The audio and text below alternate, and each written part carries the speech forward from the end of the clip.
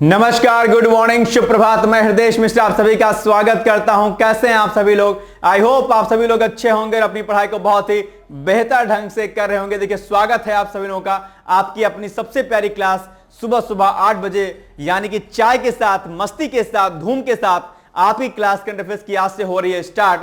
और कल हमने आपसे यह वादा किया था कि पुनः से 2 महीने के एक विराम के बाद पुनः से आज हम लोग जो है करंट अफेयर्स की क्लास को अपनी स्टार्ट कर रहे हैं। और आज है 5 नवंबर और 5 नवंबर से लगातार जिस प्रकार से हमने 2024 में लगभग 7 मई से के अप्रॉक्स हमने करंट अफेयर्स शुरू किया था और लगातार हम लोग करते आए थे करंट अफेयर्स को, उसी प्रकार से पुनः से आज इसकी शुरुआत हो रही है।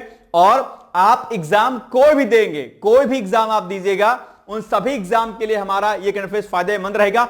खासकर बीईओ का एग्जाम, आरओ का एग्जाम, यूपीएससी का एग्जाम और यूपी पीसीएस के एग्जाम के लिए तो ये बहुत ही आवश्यक है। और आज हमने इसमें एक और बड़ा सेगमेंट आपको दिया है, यानी कि अब आपको मैं मुख्य परीक्षा पीसीएस यूपीएससी बीईओ के लिए एक प्रश्न दूंगा, उसका मॉडल आंसर कैसे लिखा जाएगा उसको भी समझाऊंगा, और एक प्रश्न मुख्य परीक्षा का दूंगा आपकी प्रैक्टिस करने के लिए। उसी प्रश्न को मैं अगले दिन आपको मैं समझा दिया करूंगा। तो यानी कि हैंड टू हैंड आपकी पीसीएस की, यूपीएससी की, बीईओ की तैयारी भी होती रहेगी। एससी के पॉइंट ऑफ व्यू से भी मैं आपको चीजों को प्रश्न दूंगा। टास्क जैसा मैं पहले दिया करता था वैसा मैं टास्क भी दिया करूंगा, यानी कि आपके डायनेमिक सेक्शन के साथ साथ में आपका स्टैटिक सेक्शन यानी कि जीएस का सेक्शन भी रेडी होता रहेगा। और करंट के साथ साथ में जो भी चीजें अंतर संबंधित होंगी आपकी, वह भी चीजों पर हम लोग डिस्कस किया करेंगे। एक मजेदार क्लास होने वाली है ये। आपसे मैं पहले भी कहता था, मैं फिर से एक बात दोहरा रहा हूं कि अगर आपने मेरी इस क्लास को 15 डेज मैक्सिमम, अगर आपने 10 to 15 डेज आपने देख लिया, आपके भीतर एक अलग प्रकार का आत्मविश्वास, आपके भीतर एक नई प्रकार की ऊर्जा का समावेशन होगा। लेकिन शर्त इतनी सी है कि जो बात मैं कहूंगा उसको आपको अक्षरशः क्या करना पड़ेगा, फॉलो करना पड़ेगा, उसको मानना पड़ेगा। और ध्यान दीजिएगा कि अगर एक टीचर की बातों को मानते हैं, समझते हैं, एक मेंटर को मानते और सुनते हैं, तो निश्चित तौर पर आपको एक बड़े स्तर का फायदा मिलने वाला है। तो आइए आज की शुरुआत हम करते हैं। और अभी दिल थाम के बैठ जाइए। चैटियाते जो हैं, जो इंस्टा खेलते हैं, उसको बाद में खेलिएगा, बस फिलहाल के लिए क्लास ले लीजिए। चाय एक अच्छी सी कॉफी बनाइए और आराम से चाय की चुस्की लेते हुए और दिल खोल के अपनी क्लास को अटेंड कीजिए। और एक कॉपी ले लीजिए, एक कॉपी टास्क वाली, जिस पर मैं आपको होमवर्क दिया करूंगा कि आज आपको यह काम करना है, और दूसरी कॉपी लिख रखिएगा साथ साथ में, जिसमें आप मुख्य परीक्षा के पॉइंट ऑफ व्यू से सारे पॉइंट्स को आप क्या करिएगा, नोट करते हुए चलिएगा। तो आइए बिना देरी के हम लोग बढ़ते हैं आगे और देखते हैं कि आज का हमारा पहला टॉपिक क्या है। पहला टॉपिक है डिजिटल लाइफ सर्टिफिकेट डीएलसी अभियान 4.0। अभी हाल ही में लॉन्च हुआ। इसका टारगेट क्या है और क्या कुछ चीजें इसमें महत्वपूर्ण रही हैं। नंबर 1, डिजिटल लाइफ सर्टिफिकेट अभियान 4.0 का लक्ष्य क्या है? देश भर में 2 करोड़ पेंशनरों तक पहुंचना है। यानी कि यह जो एक नया सर्टिफिकेट शुरू किया गया है, इसका अल्टीमेट टारगेट क्या है? जो हमारे पेंशनर अभ्यर्थी हैं उन तक पहुंचना है। यह अभियान 2000 से ज्यादा शहरों और कस्बों में चलाया जाएगा ताकि हर पेंशनर तक सुविधा पहुंच सके।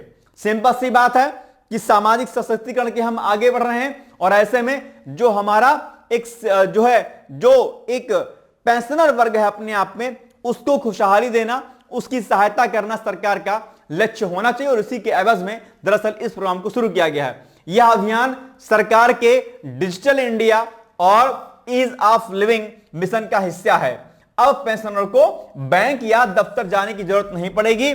वह आधार आधारित फेस ऑथेंटिफिकेशन से घर बैठे जीवन प्रमाण पत्र जो है अपना जमा कर सकते हैं।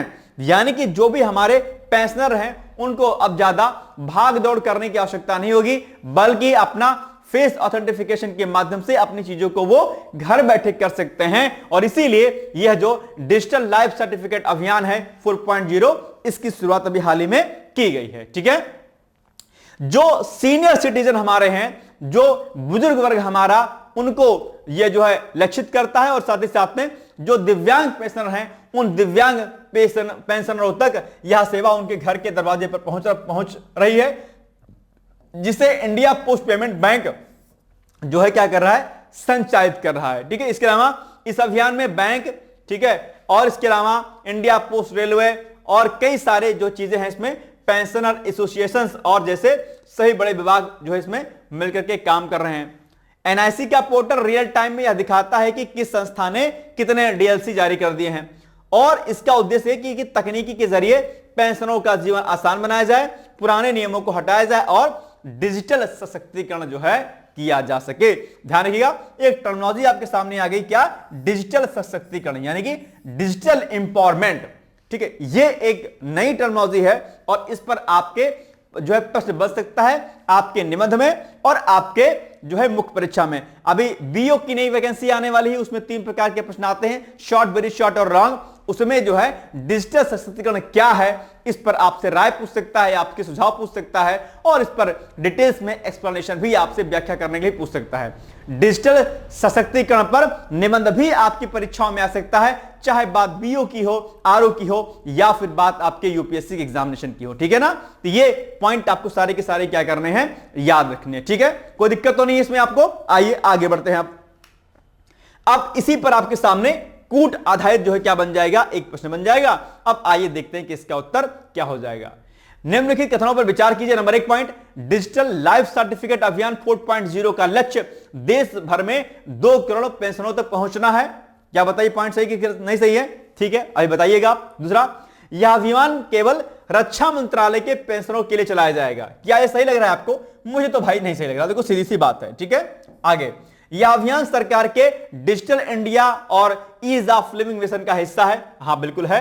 तो मुझे तो लग रहा है कि शायद 1 और 3 इसमें सही होना चाहिए।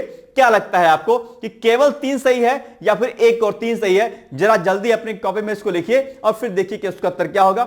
मुझे तो लग रहा है भाई साहब कि इसमें ये वाला भी सही है और ये वाला सही है, तो 1 और 3 मेरे अकॉर्डिंग बी वाला ऑप्शन होना चाहिए आपके अकॉर्डिंग। अच्छा एक बात है ना, क्या मेरी बात पर टच मत कीजिए कि मैं कह रहा हूं तो यही सही होगा। आप दिमाग लगाइए कि अभी आपने जो थ्योरी पढ़ी है उस थ्योरी के आधार पर क्या यह ऑप्शन कैसा है। याद करिए कि मैंने आपको जो है बिहार सही है, मैंने आपको बताया था पीसीएस के एग्जाम के पहले जो अभी आपने 12 अक्टूबर को दिया, 11 या 10 तारीख को एक मैंने वीडियो अपलोड किया था, संभवतः आप लोगों ने देखा होगा। और मैंने कहा था इस बार आयोग क्या करेगा, ऑप्शन में आपको घुमाएगा। मैंने कहा तो पेपर टफ नहीं होगा लेकिन ऑप्शन घुमाएगा और वही हुआ 12 अक्टूबर के एग्जाम में। याद आया? आरओ वाले एग्जाम में भी मैंने कहा था, मेरी अपना खुद का चैनल है वहां पर भी मैं बताता रहता हूं कि फैक्चुअल डेटा आपको जरूर तैयार करना है, इजी क्वेश्चन आपको जरूर करके जाना है। और वही आरओ के एग्जाम में भी हुआ। यूपीएससी के एग्जाम में 17 से 18 प्रश्न हमारे करंट अफेयर से आए, आपको मैंने विद प्रूफ दिखाया था। अब आप इस पर विश्वास करते हैं कि नहीं करते हैं यह आपको तय करना है बॉस। ठीक है, लेकिन आप इस प्रकार के प्रश्नों को तो करिए, लेकिन साथ साथ में जो वन लाइनर प्रकार के जो प्रश्न होते हैं जिसमें केवल 4 विकल्प आते हैं, सीधा उत्तर देना होता है, उन प्रकार के प्रश्नों को भी आपको याद रखना है। यानी कि स्टेटमेंट वाइज वाले प्रश्न और जो 4 ऑप्शन वाले प्रश्न होते हैं उन सभी प्रकार के प्रश्नों को आपको देखना है, और जो मैचिंग वाले प्रश्न होते हैं उनको भी, और कथन कर्ण वाले जो प्रश्न होते हैं उनको भी आपको देखते हुए चलना है। ठीक है ना, चलिए। और ये कैसे होगा, ये प्रैक्टिस से होगा। ठीक, चलिए, तो B is the right answer. Now next, देश के सबसे भारी संचार उपग्रह CMS-03 का सफल प्रक्षेपण अभी हाल ही में किया गया है। देश इसमें खुशी मना रहा है और ये आपके लिए बड़ा इंपॉर्टेंट प्रश्न भी आपके लिए हो जाता है। टिक लगा लीजिएगा, very very most important question. ठीक है, तो देश के सबसे भारी संचार उपग्रह यानी कि जो आपका एक कम्युनिकेशन सैटेलाइट है, क्या है इसका, CMS-03 के सफल प्रक्षेपण से भारतीय महासागर क्षेत्र में संचार यानी कम्युनिकेशन, कनेक्टिविटी और समुद्री निगरानी को और मजबूती जो है इससे मिलेगी।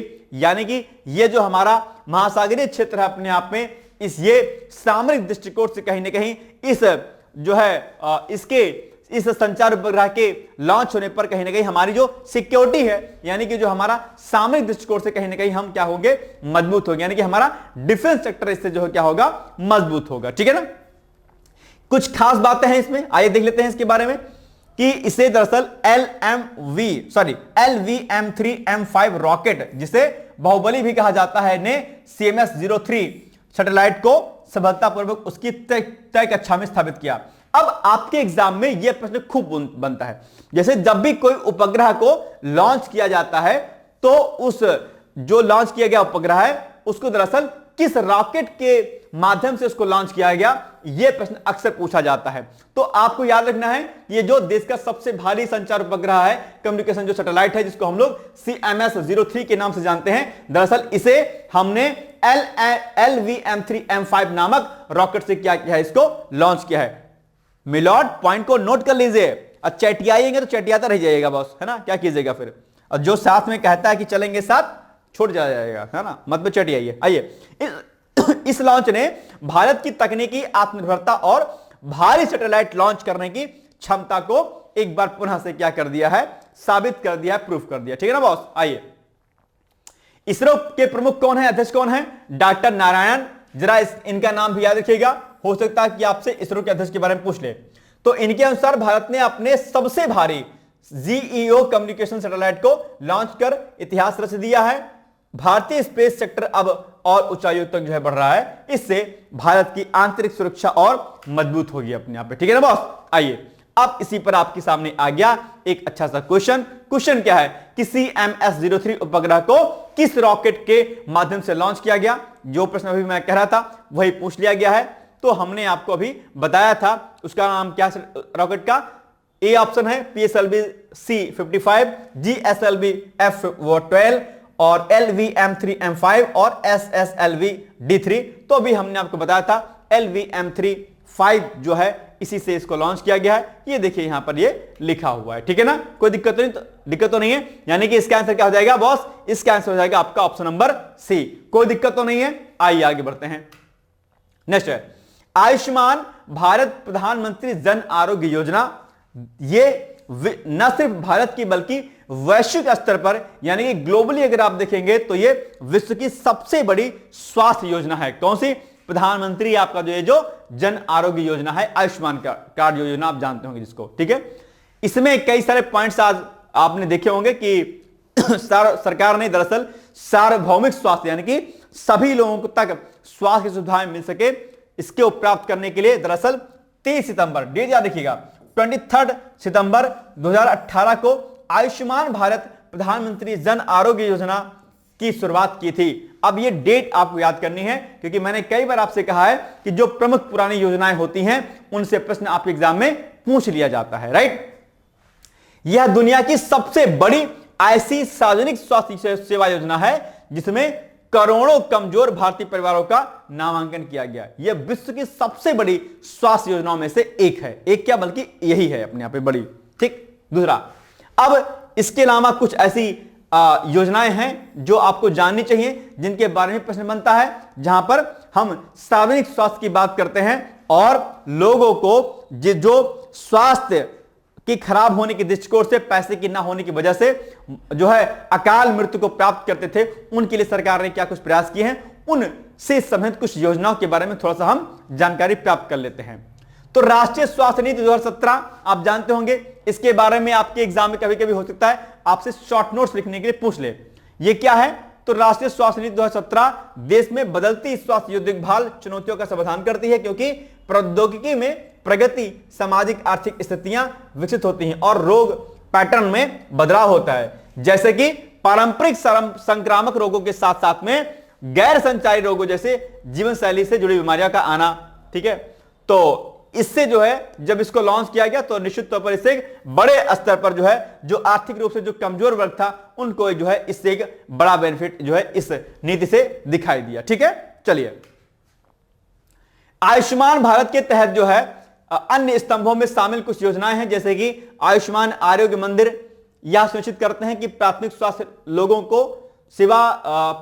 सेवा लोगों के लिए उनके घरों के पास या फोन कॉल के माध्यम से सुलभ हो सके, ठीक है। आयुष्मान भारत डिजिटल मिशन गांव के क्लिनिकों से लेकर बड़े अस्पतालों तक सभी स्वास्थ्य सुविधाओं को डिजिटल रूप से जोड़ता है।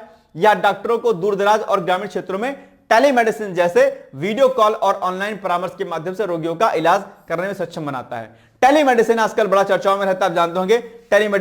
टेलीमेडिसिन में क्या होता है कि आप ऑनलाइन जो चीजों को, सुविधाओं को या परामर्श को प्राप्त कर सकते हैं। तो टेलीमेडिसिन का आजकल जमाना बहुत है।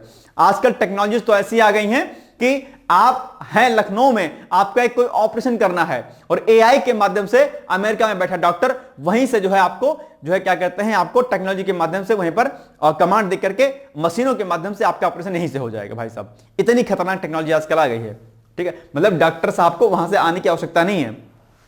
चलिए, इसके अलावा 2021 में शुरू किया गया पीएम आयुष्मान भारत स्वास्थ्य अवसंरचना मिशन ग्रामीण स्वास्थ्य केंद्रों से लेकर के जिला अस्पतालों तक मजबूत स्वास्थ्य सेवा क्षमता का निर्माण करता है और आयुष्मान भारत प्राथमिक, माध्यमिक और तृतीयक तीनों स्तरों पर गुणवत्तापूर्ण स्वास्थ्य सेवाओं को क्या करता है, सुलभ बनाता है। तो ये कुछ प्रमुख योजनाएं हैं जिनके बारे में आपको जानना चाहिए, जैसे कि आयुष्मान भारत प्रधानमंत्री जन आरोग्य योजना।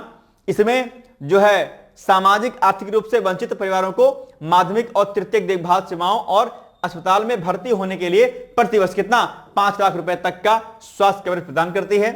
इससे उन्हें भयावह चिकित्सा के दौरान खर्च के बोझ से उनको बचाया जा सके। यह योजना पैनल में शामिल सरकारी, वित्त पोषित और निजी अस्पतालों में बिना पैसे उपचार मुहैया कराती है। तो अब आपके एग्जाम में पूछ लेगा कि यह योजना केवल क्या सरकारी अस्पतालों में है या केवल निजी अस्पतालों में है या दोनों जगह पर है, ठीक है। तो यह पॉइंट आपको क्या करना है, याद रखना है।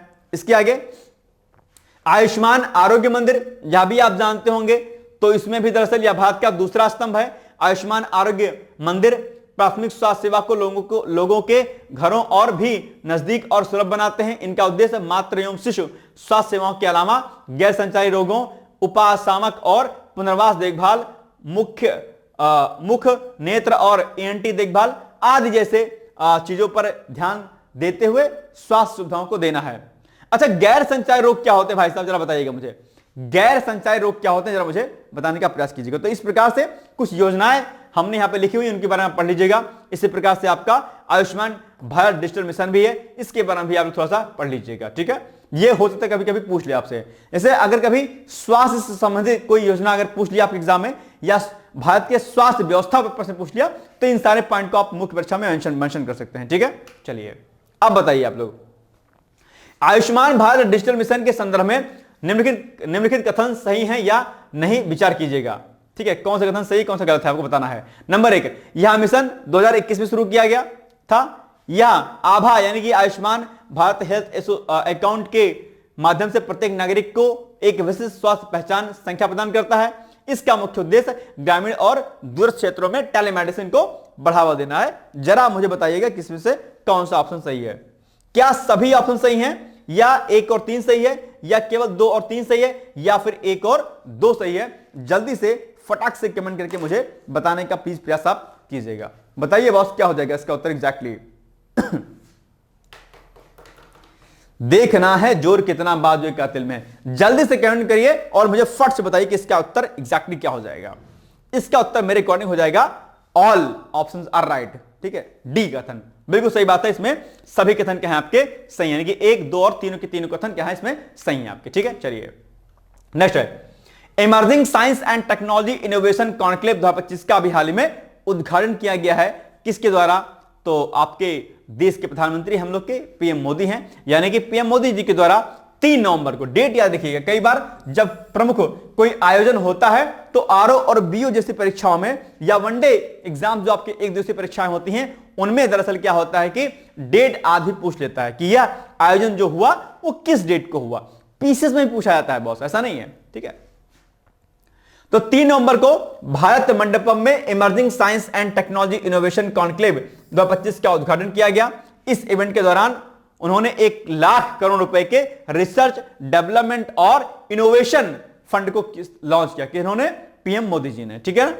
इस स्कीम का उद्देश्य क्या है? देश में वैज्ञानिक और तकनीकी यानी कि साइंस एंड टेक्नोलॉजी क्षमताओं को क्या करना और मजबूत करना। जिस देश में विज्ञान और तकनीकी का समावेशन होगा और विज्ञान और तकनीकी के क्षेत्र में अगर हम इन्वेस्टमेंट करेंगे तो वह देश तेजी के साथ क्या होगा, आगे बढ़ेगा, ठीक है ना। कोई दिक्कत तो नहीं है, तो ये पॉइंट आप ध्यान रखिएगा। Emerging science and technology innovation conclave के बारे में कुछ एक पॉइंट आप देख लीजिए। तो ये दरअसल 3 से 5 नवंबर के बीच में आयोजित किया गया दिल्ली में, ठीक है। ये पॉइंट आपको याद रखिएगा, रखना है। इसमें शिक्षा जगत, रिसर्च इंस्टीट्यूट, इंडस्ट्री और सरकार के साथ साथ में नोबेल पुरस्कार विजेता साइंटिस्ट, इनोवेटर्स और नीति निर्माता जो इसमें शामिल हुए। 5 तारीख आज ही है और आज तक ही है अपना रहा है, 3, 4, 5। ठीक है, चलिए। और इस पूरे इवेंट में जो है 11 जो विषय हैं, जो सब्जेक्ट है, उस पर फोकस किया गया है। कौन कौन से सेक्टर हैं, ये सारे सेक्टर यहां पे लिखा गया है। जैसे आपका मैन्युफैक्चरिंग सेक्टर हो गया, ब्लू इकोनॉमी हो गया, ब्लू इकोनॉमी पर खूब सारे प्रश्न भी बनते हैं आप एग्जाम में। ठीक है, डिजिटल कम्युनिकेशन हो गया, आपका इलेक्ट्रॉनिक्स और सेमी कंडक्टर मैन्युफैक्चरिंग हो गया, उभरती हुई कृषि टेक्नोलॉजी हो गई, एनर्जी, एनवायरमेंट और मतलब पर्यावरण और जलवायु, स्वास्थ्य और चिकित्सा टेक्नोलॉजी, क्वांटम साइंस आजकल बढ़ता हुआ एक अपने आप में क्षेत्र है। ठीक है, और टेक्नोलॉजी और स्पेस टेक्नोलॉजी शामिल है अपने आप में, यानी कि इन सभी क्षेत्रों पर हमें फोकस करना है और सरकार ने इसके लिए अभी हाल ही में फंड जारी किया है। अगर हमने इन सभी के सभी क्षेत्रों पर, अगर हमने, जो कि 11 प्रमुख विषय हैं, अगर हमने इन पर कुछ वर्षों में फोकस कर लिया तो देश हमारा बहुत तेजी के साथ क्या होगा, आगे बढ़ेगा। अगर हम कोई चीज लक्षित रखते हैं विज्ञान और तकनीकी के मामले में तो चीजें बहुत बेहतर होती है। और वैसे भी आप जानते होंगे सरकार ने 2047 तक, कब तक, 2047 तक सरकार ने विकसित भारत बनाने का जो है लक्ष्य रखा है और उसी के कंटेक्स्ट में सारी चीजें जो है की जा रही हैं। आपके एग्जाम में प्रश्न भी पूछ लेगा कि भारत सरकार ने किस वर्ष तक जो है विकसित भारत बनाने का लक्ष्य रखा है, आप कहेंगे वर्ष 2047 तक। कोई दिक्कत तो नहीं है, आइए आगे बढ़ते हैं हम लोग। अब इसी पर आपके सामने आ जाएगा प्रश्न number 1, emerging science and technology innovation conclave का उद्घाटन पीएम मोदी ने किया। ठीक है बॉस, सही है ना, कोई दिक्कत तो नहीं है। ओके। दूसरा, यह आयोजन दरअसल नई दिल्ली के भारत मंडपम में हुआ। ठीक बात है, हुआ। इसका आयोजन विज्ञान एवं प्रौद्योगिकी मंत्रालय द्वारा किया गया। तो अब बताओ कि यह पॉइंट सही कि नहीं सही है। इसका आयोजन किसने किया? मुझे लगता है शायद विज्ञान एवं प्रौद्योगिकी मंत्रालय ने नहीं किया है। 1 और 2 सही होना चाहिए, मुझे लगता है शायद बी वाला ऑप्शन होगा। अब आप इसमें थोड़ा सा कंफ्यूज आ गए होंगे। ठीक है, आपको लग रहा होगा या तो बी वाला होगा या तो डी वाला होगा। जरा मुझे कमेंट करके बताओ कौन कौन से लोग इसमें ऑप्शन बी बता रहे हैं और कौन कौन से इसमें ऑप्शन डी बता रहे हैं, या अगर आपने कोई और ऑप्शन चूज किया हो तो उसको भी कमेंट करके आप बता सकते हैं। जल्दी से मुझे 20 सेकंड के अंदर फट से कमेंट करके बताओ इसका एग्जैक्टली आंसर क्या हो जाएगा बॉस। जल्दी से डू फास्ट, जल्दी से। देखते हैं भाई साहब, दिमाग आपका पढ़ाई में लगा हुआ है कि चैटिंग करने में कि हाँ शाम को मिलते हैं, आज बहुत दिन हो गया। अच्छा, दिवाली में घर से भी नहीं आए हो क्या? हाँ नहीं आए अभी। अच्छा ठीक है, आज शाम को आते हैं, मिलते हैं। ऐसी चैट कर रहे हो तो बंद कर दो इसको, है नहीं। इधर देखो, और कुछ लोग तो घूम रहे होंगे सर। चलिए, सोना नहीं है बॉस, है ना। चलिए, B is the right answer, ये वाला नहीं सही है। ठीक है, इसमें मुझे पता था कि आपको कंफ्यूजन होगा। चलिए, ये पीसीएस का एक छोटा सा एडवर्टाइजमेंट है। अगर आपको पीसीएस 2026 की तैयारी करनी है तो आप जो है इसको एक बार पढ़ लीजिए अच्छे तरीके से और हमें कांटेक्ट कर लीजिएगा। ये जो कांटेक्ट नंबर दिया गया है उस पर आप पीसीएस लिख करके और इस नंबर पे आप जो है व्हाट्सएप कर सकते हैं और इसी नंबर के माध्यम से आप मुझसे सीधे बातचीत कर सकते हैं। कोई भी अगर आपके मन में दुविधा होगी, कोई इशू होता, आप सीधे इसी नंबर पर मुझसे ही बात कर सकते हैं और इस कोर्स के बारे में जानकारी प्राप्त कर सकते हैं। ठीक है, फाउंडेशन कोर्स 2026 के लिए अगर आप पीसीएस तैयारी करना चाहते हैं तो। चलिए, नेक्स्ट है उत्तराखंड राज्य स्थापना दिवस। अभी यह चर्चाओं में रहा है और रजत जो है जयंती मना रहा है, यानी कि उत्तराखंड राज्य जो है अब 25 साल का हो गया अपने आप में, यानी कि 25 वर्ष जो है इसकी स्थापना के हो गए हैं पूरे। और उत्तराखंड अब चूंकि चर्चाओं में है तो यहां से प्रश्न बन सकते हैं यहाँ पे। ठीक है, चलिए, और इसी के लिए जो है अभी हाल ही में यहां पर जो है एक विशेष जो है यानी कि 3 नवंबर को एक विशेष सत्र जो है विधानसभा का बुलाया गया था। 9 नवंबर को दरअसल क्या होगा, उत्तराखंड अपनी राज्य स्थापना के 25 वर्ष जो है पूरा कर ले रहा है। यह ऐतिहासिक अवसर लोगों के लिए एक बहुत जो है अपने आप में उत्साह वर्धक है अपने आप में, और जो है इससे निश्चित तौर पर युवाओं और बाकी लोगों में एक उत्साह बना हुआ है और इससे उत्तराखंड राज्य बनाए जाने से निश्चित तौर पर एक बड़ा फायदा हुआ था। पहले इसका नाम उत्तरांचल था, फिर उसके बाद जो है उत्तराखंड कर दिया गया। वर्ष 2000 में इसकी स्थापना होती है, फिर 2007 या 8 के आसपास आई थिंक इसका नाम उत्तराखंड कर दिया गया था। ठीक है, उत्तरांचल से। चलिए, इससे राज्य में साक्षरता बढ़ी, मतलब उत्तराखंड राज्य बनाए जाने से महिलाओं में शिक्षा का विस्तार हुआ, मातृ और शिशु मृत्यु दर में कमी आई। ठीक है, और स्वास्थ्य सेवाओं को सुलभ बनाने में भी राज्य सरकार की ओर से प्रयास इसमें किए गए हैं। ठीक है, 9 नवंबर 2000 को अगर हम इसके बारे में थोड़ा सा और जानकारी इकट्ठा करेंगे तो 9 नवंबर 2000 को भारत के 27वें राज्य के रूप में यह अस्तित्व में आया। ठीक है, चलिए, पहले नाम था इसका उत्तरांचल, जिसे 1 जनवरी 2027 को बदल करके उत्तराखंड कर दिया गया। ठीक है, उत्तरांचल पहले हम इसको बोलते थे। ठीक है, चलिए ये जो है आपका मैप भी यहां पर दिखाई दे रहा है। आप देख पा रहे होंगे कि इधर भैया आपकी चाइना तिब्बत वाला सीमा है, आप इधर नेपाल आपके लग जाएगा, इधर आपके उत्तर प्रदेश तो लगा ही हुआ है हरियाणा थोड़ा सुदूर है और बाकी फिर हिमाचल प्रदेश से लगा हुआ है। ठीक है, तो मैप के बारे में जानकारी आपको होनी चाहिए। ध्यान रखिएगा कि आपके घर में मैप लगा होना चाहिए। मैप केवल फोटो खिंचाने के लिए नहीं कि बस सेल्फी लेके डाल दो, है ना। मैप में जानकारी आपको होनी चाहिए, इसलिए मैपिंग का जो सेक्शन होता है बड़ा इंपॉर्टेंट हो जाता है आपके लिए, राइट। चलिए भौगोलिक क्रम स्थिति की बात करते हैं तो भारत के उत्तरी भाग में स्थित पर्वतीय राज्य की अगर बात करते हैं तो उत्तर में क्या है, इसके तिब्बत यानी चीन का एरिया है। ये देखिए उत्तराखंड है, इधर आपको चाइना दिखाई दे रहा होगा। पूरब में इसके नेपाल है, पूरब में क्या है, ये पूरब दिशा हो गया, तो पूरब में क्या है इसके नेपाल है। दक्षिण में इसके उत्तर प्रदेश है, ये देखिए भैया दक्षिण में इसके उत्तर प्रदेश आपको दिखाई दे रहा होगा। ठीक बात है, ओके डन। ठीक है, ये पूरब में नेपाल, दक्षिण में आपका उत्तर प्रदेश। ठीक है, और पश्चिम में इसके हिमाचल प्रदेश है। यहां पर आप देखेंगे पश्चिम में तो ये आपके हिमाचल प्रदेश आपके दिखाई दे रहा होगा। बाकी उत्तराखंड से कौन कौन से स्टेट और लगते हैं, अगर आपकी इसकी जानकारी है तो आप इसको बता सकते हैं अलग से। पता है, नहीं पता होगा, कोई बात नहीं, देख लीजिएगा। क्षेत्रफल एवं जनसंख्या की अगर बात करते हैं तो लगभग इसका क्षेत्रफल 53,483 वर्ग किलोमीटर का है। जनसंख्या 1.01 करोड़ के आसपास है। लिंगानुपात कई बार पूछ लेता है अलग अलग राज्यों का, तो लिंगानुपात इसका है 963 महिलाएं प्रति 1000 पुरुष पर। ये लिंगानुपात बहुत इंपॉर्टेंट है, खासकर अगर आप पीसीएस का एग्जाम देते हैं तो उसके लिए, आरओ का एग्जाम देते हैं तो उसके लिए भी, और वनडे एग्जाम देते हैं तो उसके लिए भी लिंगानुपात खूब पूछता है आपके एग्जाम में। ठीक, चलिए साक्षरता दर उत्तराखंड की 78.82% है, अच्छी साक्षरता दर है अपने आप में।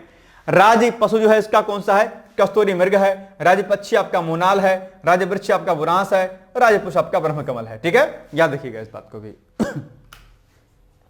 जिम कार्बेट राष्ट्रीय उद्यान है, भारत का सबसे पुराना जो है ये अपने आप में जो है राष्ट्रीय उद्यान है। ये कई बार पूछ भी लेता है आपसे जिम कार्बेट।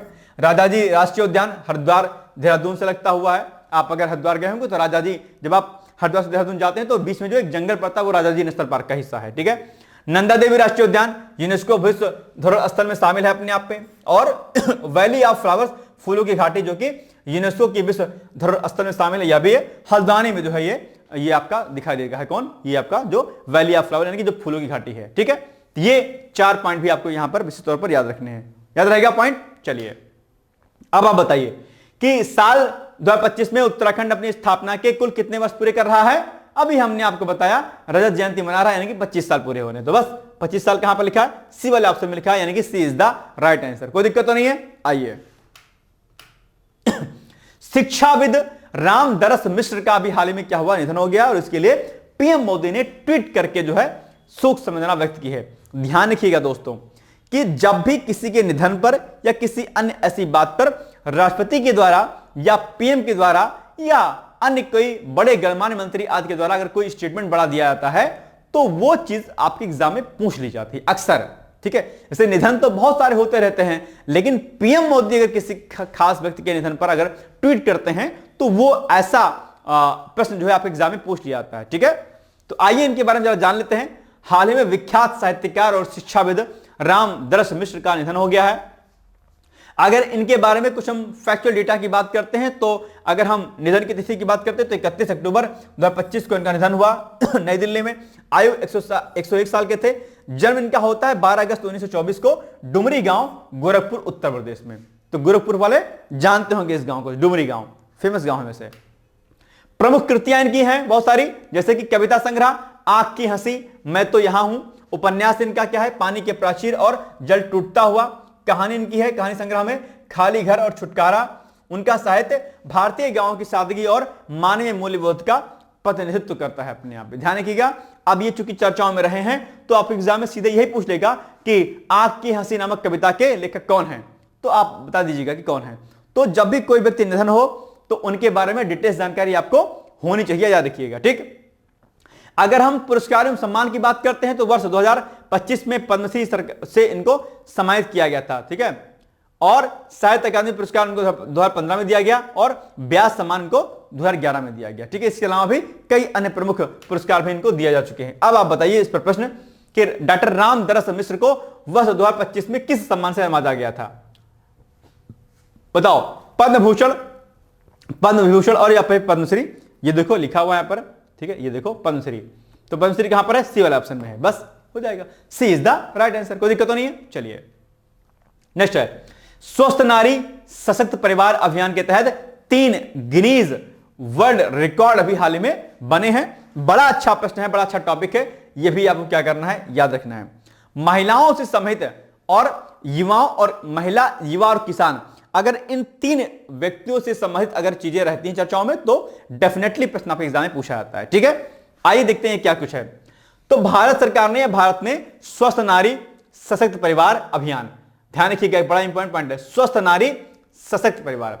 अगर किसी भी जो है घर में महिला स्वस्थ नहीं है या महिलाओं का सम्मान नहीं है, महिलाओं आदर के पात्र अगर वहां पर नहीं है, तो फिर घर घर नहीं होता है, वो घर सशक्त नहीं हो सकता है। इसीलिए हमारे वेदों में क्या कहा गया था कि यत्र नारीस् पूजन्ते रमन्ते तत् देवता, ध्यान रखिएगा। और अभी हम आगे और कई सारे पॉइंट के बारे में पढ़ेंगे, तब आपको पता चलेगा कि नारी की महत्ता क्या है हमारे जीवन में। ठीक है, एक महिला का योगदान हमारे जीवन में सबसे जो है मजबूत होता है, ध्यान रखिएगा। ठीक है, तो ये जो पहल है, इस पहल ने कई रिकॉर्ड भी हाल में बनाए हैं, जिनमें एक ही महीने में स्वास्थ्य सेवा प्लेटफॉर्म पर सबसे ज्यादा 3 करोड़ 21 लाख लोगों का पंजीकरण इसमें शामिल हो गया है इसी योजना के तहत। दूसरा, इसने एक सप्ताह में ऑनलाइन स्तन कैंसर, यानी कि जो आपका ये स्तन कैंसर होता है, इसकी जांच के लिए सबसे अधिक लोग के पंजीकरण का रिकॉर्ड भी बनाया गया। स्तन कैंसर पर एक बात ध्यान रखिएगा, अभी आगे हम स्तन कैंसर पर बात करेंगे, यानी जिसको हम लोग ब्रेस्ट कैंसर के नाम से जानते हैं। महिलाओं में आजकल ये एक बड़ी समस्या, एक बड़ी कॉमन प्रॉब्लम के रूप में सामने आ रहा है, कौन सा, ब्रेस्ट कैंसर, जिसके प्रमुख कारण हैं, अभी हम इस पर आगे हम चर्चा करेंगे कि भाई ये जो हमारा स्तन कैंसर होता है क्या कुछ होता है। तो इसके जांच के लिए खास रिकॉर्ड बनाया गया और इस जांच के लिए 9,94,000 से ज्यादा महिलाओं ने पंजीकरण कराया। 9,94,000 से ज्यादा लोगों ने। आप बात सोचिए कि कितने लोग जो है इससे प्रभावित हो सकते हैं अपने आप पे। ठीक है, आइए इसके अलावा राज्य स्तर पर एक हफ्ते में ऑनलाइन महत्वपूर्ण लक्षणों की जांच के लिए भी रिकॉर्ड 1.25 लाख लोगों का पंजीकरण कराया गया। अब थोड़ा सा हम लोग स्तन कैंसर यानी कि ब्रेस्ट कैंसर के बारे में जानकारी लेते हैं, क्योंकि इसके बारे में अक्सर प्रश्न आपके एग्जाम में पूछा जाता है। ठीक है, तो ये एक ऐसी कंडीशन होती है, एक ऐसी स्थिति होती है जब जो स्तन होता है, यानी कि जो ब्रेस्ट होते हैं, उनकी सेल्स जोनी यानी कि आमतौर पर डक्ट्स या लोब्यूल्स की कोशिकाएं असामान्य रूप से बढ़ने लगती हैं और अनियंत्रित रूप से विभाजित होकर ट्यूमर का रूप लेती हैं, जिसमें जो क्या होता है, गांठ जैसा फील होता है अपने आप में कई बार, तो वो पेनफुल होता है काफी अपने आप पे। ठीक है, अगर यह ट्यूमर आसपास के ऊतकों या शरीर के अन्य हिस्से जैसे कि हड्डियां, लिवर, फेफड़े आदि में फैल गया तो इसे मेटास्टेटिक, ठीक है, कैंसर इसे कहा जाता है अपने आप पे। तो ये एक खतरनाक स्थिति हो जाती है अपने आप पे, राइट। चलिए, आखिर ब्रेस्ट कैंसर का क्या रीजन है, यह भी जानना आपके लिए आवश्यक है। तो कई बार तो जेनेटिक फैक्टर्स भी रिस्पॉन्सिबल हो जाते हैं, यानी कि आनुवांशिक कारणों के फलस्वरूप भी, यानी कि अगर आपके माता पिता, मतलब माता या अन्य किसी दादी आदि में रहा हो तो मे भी आप में ब्रेस्ट कैंसर का खतरा हो सकता है। ठीक है, BRCA1 और BRCA2 जीन में परिवर्तन से जोखिम जो है इसमें बढ़ जाता है। हार्मोनल जो इनबैलेंस होता है अपने आप में, उसका भी एक बड़ा कारण होता है, जैसे कि एस्ट्रोजन हार्मोन की अधिकता। एस्ट्रोजन हार्मोन की अधिकता के कारण भी क्या होता है, जो है ये ब्रेस्ट कैंसर का खतरा बढ़ जाता है। ध्यान रखिएगा, आपके एग्जाम में जो है एस्ट्रोजन हार्मोन से संबंधित क्वेश्चन बनता है। क्या होता है एस्ट्रोजन हार्मोन, जानते हैं आप लोग? एस्ट्रोजन हार्मोन एक फीमेल हार्मोन होता है जो कि महिलाओं के कई सारे बॉडी पार्ट्स के विकास के लिए, डेवलपमेंट के लिए क्या होता है, आवश्यक होता है, जैसे ब्रेस्ट का बढ़ना, बालों का बढ़ना, बॉडी के अनदर पार्ट्स का बढ़ना और उनके अंदर एक अलग प्रकार की चीजों को रखना, और जो मेंस्ट्रुअल साइकिल होती है उसके लिए भी ये रिस्पॉन्सिबल होता है अपने आप पे। ठीक है ना, याद रखिएगा, एस्ट्रोजन हार्मोन कई बार आपके एग्जाम में पूछा आता है। ठीक है, टेस्टोस्टेरोन हार्मोन यही पूछा आता है आपके एग्जाम में। चलिए, 40 वर्ष की आयु के बाद जोखिम इसमें क्या होता है, अधिक होता है, यही पॉइंट आपको याद रखना है। ठीक, चलिए, अगर परिवार में किसी महिला को स्तन कैंसर रहा है तो मे भी आपको भी हो जाए, ऐसा चांस कई बार बन जाता है, राइट। इसके अलावा अस्वास्थ्यकर जीवन शैली, यानी कि अगर मोटापा है, ठीक है, अगर आप ड्रिंक करते हैं, धूम्रपान करते हैं, व्यायाम की कमी है, तो भी कहीं ना कहीं जो है आपको ब्रेस्ट कैंसर का खतरा बन सकता है। इसलिए हेल्दी फूड्स खाना चाहिए। जो महिलाएं जो है डेली ठेले पर खड़े होकर के जो है, जो ये मोमोज और पिज्जा बर्गर खाती हैं मत खाइए। मैंने पिछली क्लासेस में कई बार आपसे कहा है ये जो जंक फूड होते हैं ये कैंसर कॉजेज होते हैं। मैंने एक बार नहीं, मैंने 1000 बार अपनी क्लास में कहा है कि जितने भी आप जंक फूड खाते हैं, मोमोज, पिज्जा, बर्गर और न क्या क्या, ये बहुत खतरनाक होते हैं। ब्रेस्ट कैंसर के साथ साथ में अलग अलग प्रकार के कैंसर होने का खतरा इसमें बहुत बढ़ जाता है, और नॉट ओनली फीमेल्स बल्कि मेल में भी आल्सो। ठीक है, ध्यान दीजिएगा प्लीज आप लोग। जल्दी महामारी और देर से रजोनिवृत्ति, यानी कि यह भी एक बड़ा कारण है। इससे शरीर लंबे समय तक हार्मोन के संपर्क में रहता है और इससे भी ब्रेस्ट कैंसर का खतरा बढ़ जाता है। प्रजनन से जुड़े कारण, देर से मातृत्व या कभी कभी गर्भधारण ना करना भी जोखिम बढ़ाता है अपने आप पे। तो ये कई सारे प्रमुख कारण हैं जिससे चीजें हो जाती हैं गर्भ। ये रजोनिवृत्ति जो एक टर्मोलॉजी आप देख पा रहे होंगे, इससे भी प्रश्न आपके बनते हैं, और ये एक बाद में 40-42 साल की उम्र में एक होने वाली प्रक्रिया होती है जिससे मेंस्ट्रुअल साइकिल भी आदि भी आपकी क्या होती है, डिस्टर्ब हो जाती है। तो लक्षण इसमें क्या होगा, ब्लड उसमें आपके स्तन कैंसर में स्तन में गांठ या कठोरता महसूस अगर होने लगे तो आप इसकी जांच करा सकते हैं। स्तन के आकार या आकार में बदलाव, ठीक है, ये एक लक्षण देख सकते हैं। निप्पल से रक्त या तरल पदार्थ का निकलना। दूसरा, निप्पल के अंदर की ओर मुड़ जाना। ठीक है, स्तन की त्वचा पर लालिमा या खुदरापन अपने आप पे रफ टाइप का हो जाना, या फिर जो है गर्दन के पास में गांठ आदि, ये इसके क्या है, सिम्टम्स है अपने आप में। अगर ऐसे सिम्टम्स अगर आपको फील हो रहे हैं देन डेफिनेटली आपको डॉक्टर्स के पास जाना चाहिए और अपना जो है इलाज कराना चाहिए, डायग्नोस जरूर होना चाहिए इसमें, है ना चीजों को। चलिए क्या है एस्ट्रोजन हार्मोन, अभी हमने आपको बता ही दिया कि एस्ट्रोजन हार्मोन एक महत्वपूर्ण स्त्री हार्मोन है। ठीक है, जो मुख्यतः अंडाशयों यानी कि ओवरीज द्वारा बनाया जाता है। यह हार्मोन महिलाओं के प्रजनन तंत्र, मासिक चक्र और यौन विशेषताओं के विकास और नियंत्रण में प्रमुख भूमिका निभाता है अपने आप पे। ये एक बहुत इंपॉर्टेंट जो है क्या होता है, रोल प्ले करता है फीमेल्स के लिए। अगर एस्ट्रोजन हार्मोन की कमी होती है तो महिलाओं का विकास रुक जाता है, डेवलपमेंट रुक जाता है, उनके बॉडी पार्ट्स जो होते हैं, अलग अलग सेक्सुअल जो ऑर्गन्स होते हैं, उनकी ग्रोथ भी क्या होती है, रुक जाती है। इस बार कई बार है ना, देखा होगा आपने।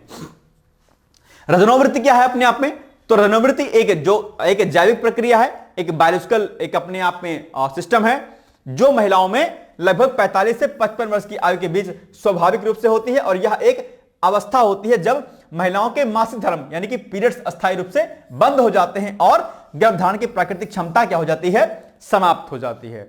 आप जानते होंगे मेंस्ट्रुअल साइकिल आजकल बहुत डिस्टर्ब हो रही है और इसके प्रमुख कारणों में पॉल्यूशन और आपका क्या है, खान पीन है बॉस। ठीक है, ध्यान दीजिएगा इस बात का आप लोग। रजोनिवृत्ति के प्रमुख कारण क्या है, मासिक धर्म का अनियमित होना। पहले मासिक चक्र अनियमित हो जाते हैं और फिर धीरे धीरे क्या होते हैं, बंद हो जाते हैं। इससे गर्भधारण की क्षमता भी जो क्या हो जाती है, डाउन हो जाती है। जो जंक फूडवा खाते हैं आप लोग जो है चाव से, उससे भी इसका खतरा बढ़ जाता है, ध्यान दीजिएगा। ठीक है, गर्माहट का एहसास, हॉट जो है फ्लैशेस इसमें फील होता है। अचानक शरीर में गर्मी का एहसास होता है और चीजें दिक्कत कर जाती हैं। नींद की समस्या हो जाती है, आपके मूड में बदलाव होता है, स्विंग करता है मूड आपका। यौन शुष्कता यानी कि जो वेजिनल ड्राइनेस है वो हो जाती है, इससे भी एक बड़ी प्रॉब्लम होती है। आप जानते होंगे थकान और कमजोरी महसूस होती है। हड्डियों का वीक हो जाता है, हो जाना यानी कि हड्डियां भी कमजोर हो जाती हैं और त्वचा और बालों में परिवर्तन होने लगता है अपने आप पे। ठीक है, तो ये कई सारे इसके जो है प्रमुख लक्षणों में आप इसको देख सकते हैं। ठीक है, चलिए क्या कारण इसका है, मुख्यतः इसका कारण क्या है कि अंडाशयों द्वारा एस्ट्रोजन और प्रोजेस्टेरोन, ठीक है, प्रोजेस्टेरोन जैसे स्त्री हार्मोन का उत्पादन धीरे धीरे कम हो जाना। तो ये पॉइंट आपको ध्यान रखना। और ये जो प्रोजेस्टेरोन हार्मोन लिखा है इसके बारे में आपको जानकारी होनी चाहिए। अल्टीमेटली क्या इसका उपचार है भाई साहब, उपचार यह है कि संतुलित आहार लिया जाना चाहिए, बजाय इसके कि जो आप कूड़ा कबाड़ा वाला जो जंक फूड खाते हैं बस। ठीक है, इतना घटिया होता है सामान जो आप खाते हैं, पिज्जा बर्गर और मोमोज, कि उसकी कोई सीमा नहीं है। ठीक है, तो आप संतुलित आहार लीजिए, कैल्शियम आयरन प्रोटीन से भरपूर जो आहार होते हैं उसको लीजिए। नियमित आप एक्सरसाइज कीजिए, योग प्राणायाम कीजिए, तनाव से दूर रहिए, ये एक बड़ा मैटर है। महिलाएं अक्सर मेंस्ट्रुअल साइकिल से डिस्टर्ब रहती हैं, आपने देखा होगा। इसका सबसे बड़ा रीजन ये है कि महिलाएं चिंता बहुत करती हैं अपने आप में, फैमिली को लेकर के, परिवार को लेकर के, शादी आदि को लेकर के। आजकल तो बॉयफ्रेंड का सिस्टम, गर्लफ्रेंड का सिस्टम हो गया, वो भी चीजें दिमाग में चलती रहती है, तो इससे मेंस्ट्रुअल साइकिल आपकी डिस्टर्ब होती है और उससे बहुत प्रकार की समस्या आती हैं। इसलिए आप लोगों से करबद्ध निवेदन है, टेंशन को मत लिया करिए आप लोग। ठीक है, महिलाएं अपने आप पे एक महान है, आपके अंदर ऊर्जा शक्ति है, आप अपनी उस ऊर्जा का इस्तेमाल कीजिए और आगे बढ़िए, बजाय इसके कि टेंशन लीजिए। ठीक है, डॉक्टर की सलाह से हार्मोन रिप्लेसमेंट थेरेपी अगर लक्षण गंभीर हैं तो आप कर सकते हैं, और बाकी आप पर्याप्त नींद लीजिए और टेंशन फ्री होकर के काम कीजिए, बस बाकी ये सब चीजें हो जाएंगे सही। अब प्रश्न आपके सामने है, कि स्वस्थ नारी सशक्त परिवार अभियान किस मंत्रालय द्वारा प्रारंभ किया गया? तो महिला एवं बाल विकास मंत्रालय, बी स्वास्थ्य एवं परिवार कल्याण मंत्रालय, सी ग्रामीण विकास मंत्रालय, या फिर डी सामाजिक न्याय एवं अधिकारिता मंत्रालय? बताओ।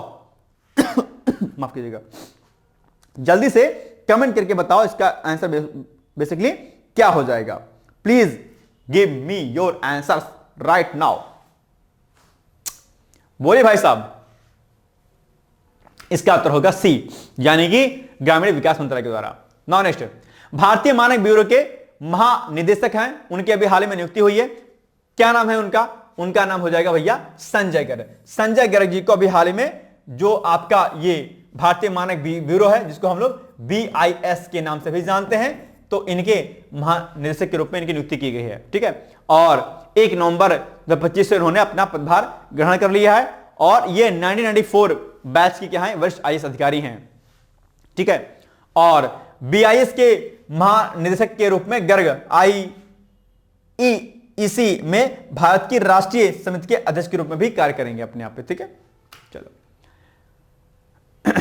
और ये इस पद को संभालने से पहले, ठीक है, DRE यानी कि कृषि अनुसंधान एवं शिक्षा विभाग में एडिशनल सेक्रेटरी और भारतीय कृषि अनुसंधान परिषद यानी कि ICAR में सेक्रेटरी के रूप में भी इन्होंने कार्य कर चुके हैं। ठीक है, अब चूंकि भारतीय मानक ब्यूरो यानी कि BIS चर्चाओं में है, तो लगे हाथ आप लोग क्या करिए, BIS के बारे में पढ़ लीजिए। तो अगर हम BIS के स्थापना वर्ष की बात करते हैं तो इसकी स्थापना होती है 1986।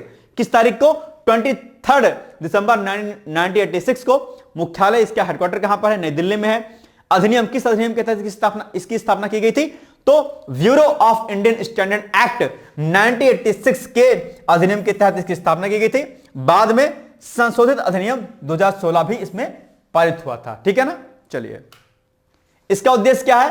प्रमुख जो भारतीय उद्योग हैं, उत्पाद हैं, उनकी सेवाओं के लिए गुणवत्ता, सुरक्षा और मानकीकरण सुनिश्चित करना, यानी कि एक स्टैंडर्ड को बना के रखना इसका उद्देश्य है। उपभोक्ताओं को सुरक्षित, भरोसेमंद और गुणवत्ता युक्त उत्पाद उपलब्ध कराना, मानकीकरण, प्रमाणन और परीक्षण की प्रक्रियाओं के माध्यम से उद्योगों की उत्पादकता को बढ़ावा देना, ये सब क्या है? ये सब BIS यानी कि जो आपका ये भारतीय मानक ब्यूरो है, इसका क्या है? ये उद्देश्य है। ठीक, शॉर्ट क्वेश्चन में पूछ सकता है, जैसे BO का एग्जाम जो आप देंगे उसमें पूछ सकता है। इनफैक्ट PCS के एग्जाम में भी 125 वर्ड्स में देखने को मिल सकता है BIS के बारे में केवल।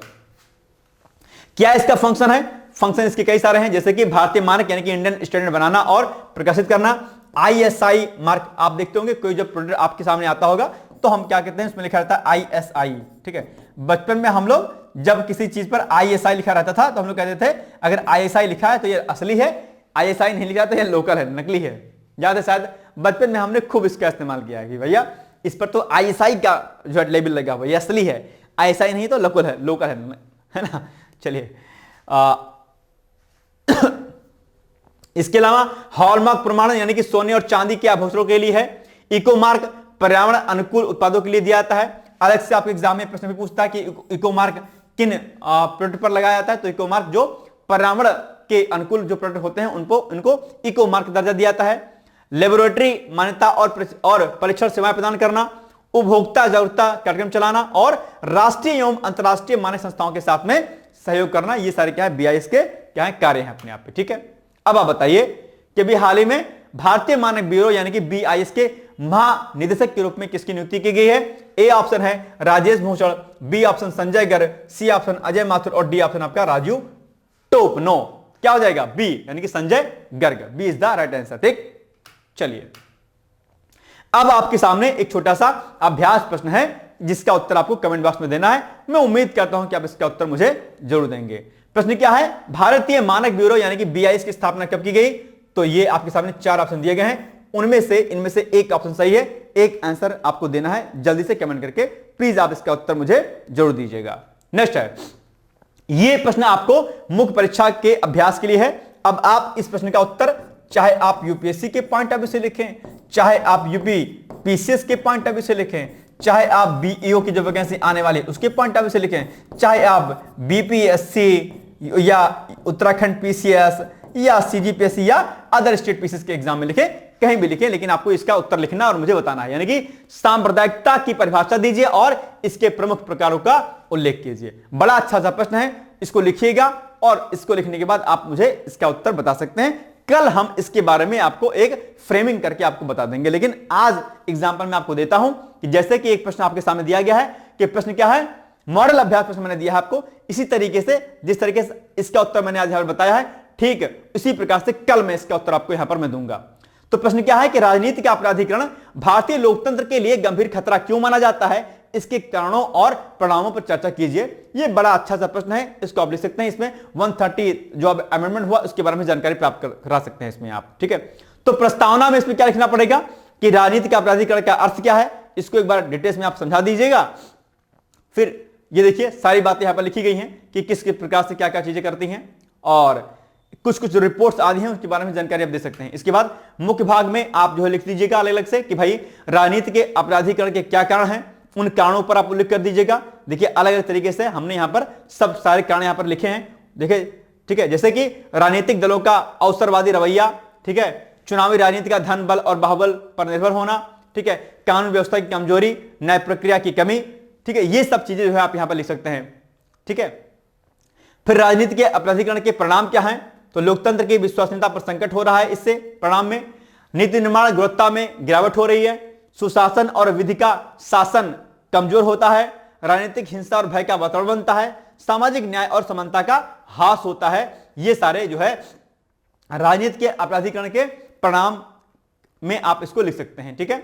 हालिया उपाय और न्यायिक पहल क्या क्या हुई हैं, तो सुप्रीम कोर्ट के कुछ निर्देश हैं, जैसे कि public interest foundation v union of India 2018 में दलों को आपराधिक पृष्ठभूमि वाले उम्मीदवारों की सूचना सार्वजनिक करने का निर्देश दिया गया, और कई सारे अन्य रिपोर्ट्स और कई सारे अन्य अमेंडमेंट्स आप जो है यहां पर मेंशन कर सकते हैं। और बाद में कंक्लूजन जो है ड्रॉ कर सकते हैं कि राजनीति का अपराधीकरण केवल एक राजनीतिक समस्या नहीं है, बल्कि यह लोकतंत्र, शासन और नागरिक नैतिकता के लिए गंभीर चुनौती है। दूसरा, इसके उन्मूलन के लिए राजनीतिक इच्छा शक्ति, न्यायिक तत्परता और जन जागरूकता तीनों का सामूहिक प्रयास आवश्यक हो जाना चाहिए। और सुप्रीम कोर्ट ने कहा था कि स्टूडेंट दिया था, क्या कहा था कि राजनीति अपराधियों का शरण स्थान नहीं है, बल्कि राष्ट्र सेवा का माध्यम होना चाहिए, ठीक है। जब तक राजनीति में चरित्र को चुनावी जीत से ऊपर प्राथमिकता नहीं दी जाएगी, तब तक भारतीय लोकतंत्र का आदर्श अधूरा रहेगा अपने आप पे। तो ये सारे स्टेटमेंट, सारे पॉइंट लिख करके आप अपने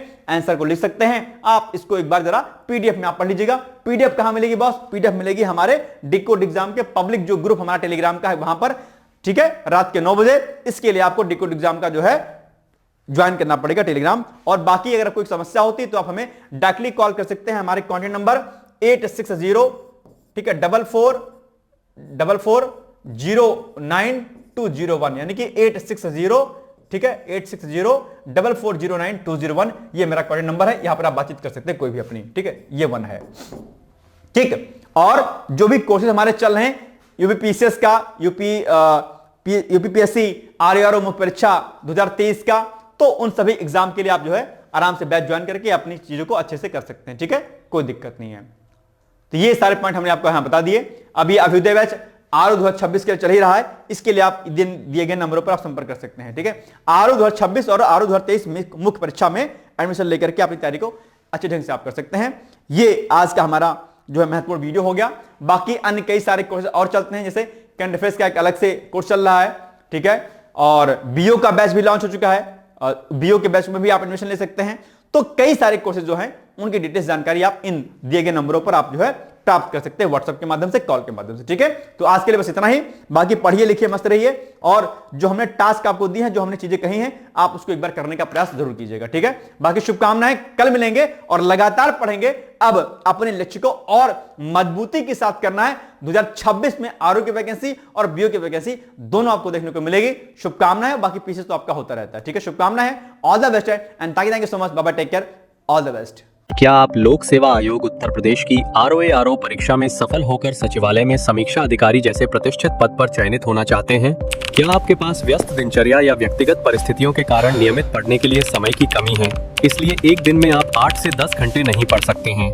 क्या आपका संकल्प है कि सचिवालय में समीक्षा अधिकारी बनना ही बनना है और आप उसके लिए सही मार्गदर्शन की तलाश कर रहे हैं? यदि आपके इन तीनों प्रश्नों के उत्तर हाँ हैं, तो आपकी खोज अब समाप्त होती है। और आपके सपने को साकार करने के लिए आगामी समीक्षा अधिकारी परीक्षा की सुव्यवस्थित तैयारी हेतु डी-कोड एग्जाम लाया है अभ्युदय बैच।